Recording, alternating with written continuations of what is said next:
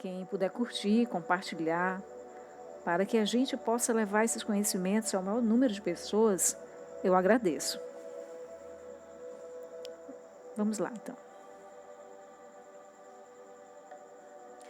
Houve um tempo em que as pessoas acreditavam que a Terra era plana.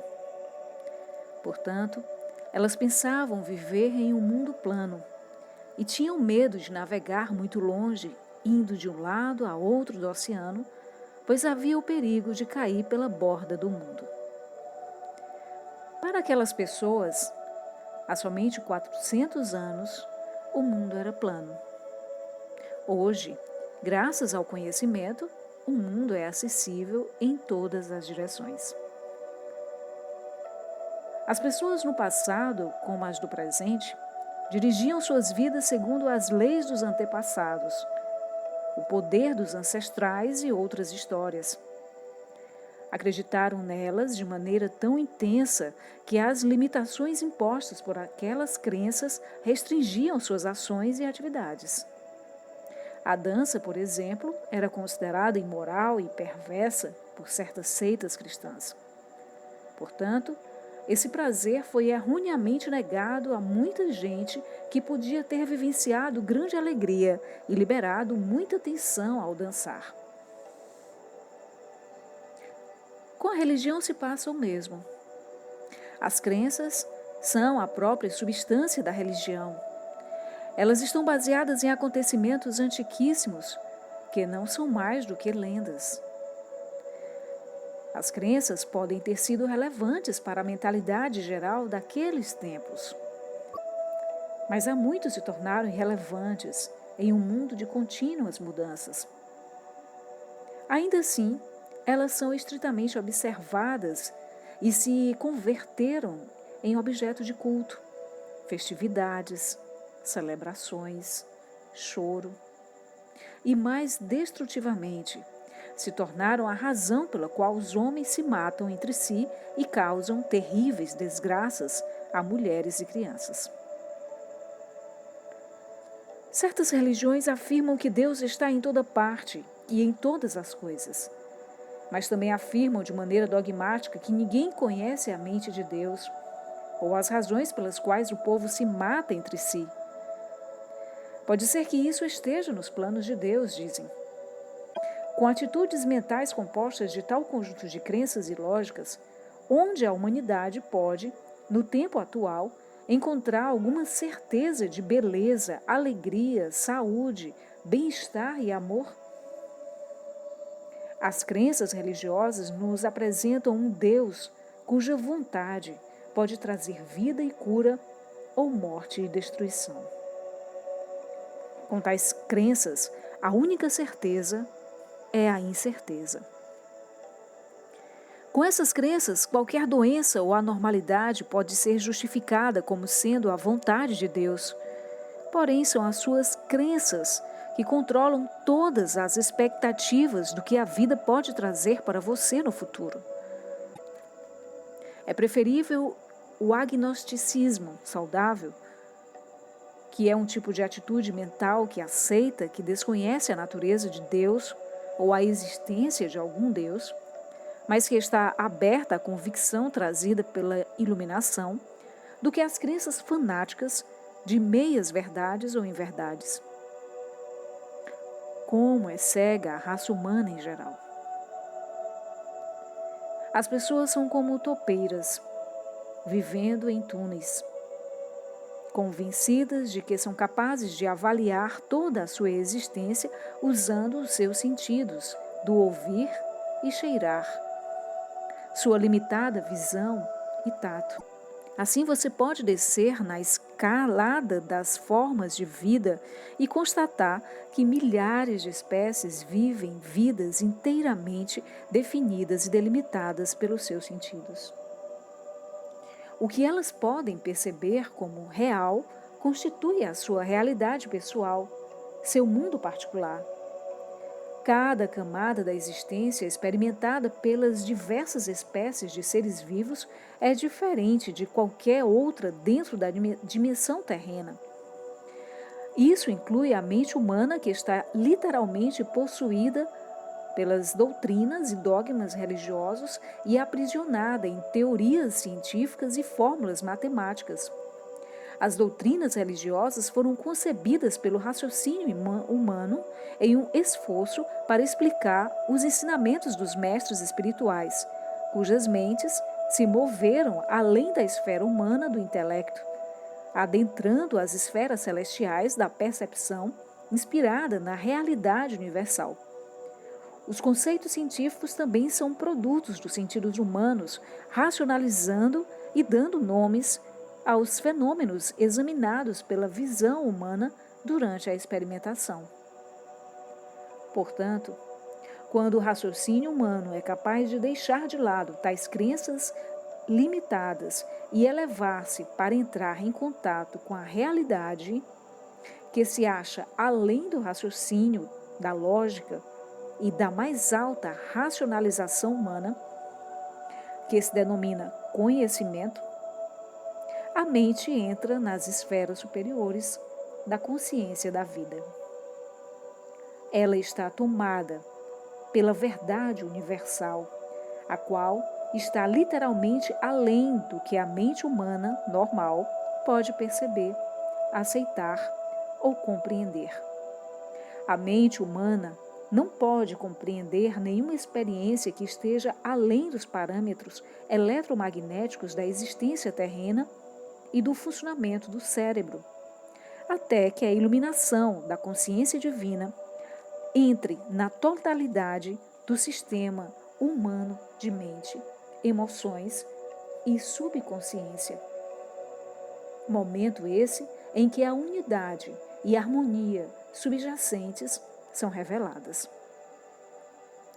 Quando percepções espirituais totalmente novas são apresentadas a uma mente que está religiosamente doutrinada, elas são percebidas como se viessem de Satanás. Fosse pura loucura ou imaginação. Isso é natural, pois quando as emoções são inteiramente despertadas e desafiadas, o que ocorre quando se contradiz profundas crenças, os impulsos magnético-emocionais de ligação-rejeição, próprios do impulso egocêntrico, entram em ação imediatamente. Qualquer tese ou suposição que provoque um agudo mal-estar mental, angústia ou confusão na mente condicionada será recusada instantaneamente por uma barreira de provas reunidas entre as crenças da mente condicionada para apoiar tal rejeição. Mas as provas são apenas crenças. Isso é um processo emocional mental totalmente natural dentro da dimensão puramente humana. Portanto, se minha verdade é oferecida àqueles cujas atitudes mentais estão firmemente estabelecidas e condicionadas pelo medo ou fortalecidas pela vontade humana de aderir a tais crenças programadas, é simplesmente natural que a verdade desperte emoções indisciplinadas e que seja violentamente recusada e talvez até com virulência. Esta é uma descrição da atividade mental emocional normal dentro da dimensão humana. Não deve ser criticada, uma vez que uma mente condicionada se sente completamente insegura e à deriva, ou num lamaçal, quando é confrontada por um conceito inteiramente novo. Essas metáforas humanas descrevem exatamente o que ocorre quando uma mente doutrinada é desafiada por uma percepção completamente nova sobre aquilo que antes ela considerava tão precioso, tão seguro e tão correto. Lendo estas cartas pela primeira vez, você poderá determinar onde você está mental e emocionalmente. Você está bloqueado no processo espiritual por sua teimosa adesão às suas crenças atuais? Depois da devida reflexão, você é capaz de compreender que tudo o que está defendendo tão fortemente é somente crença? Crença irracional?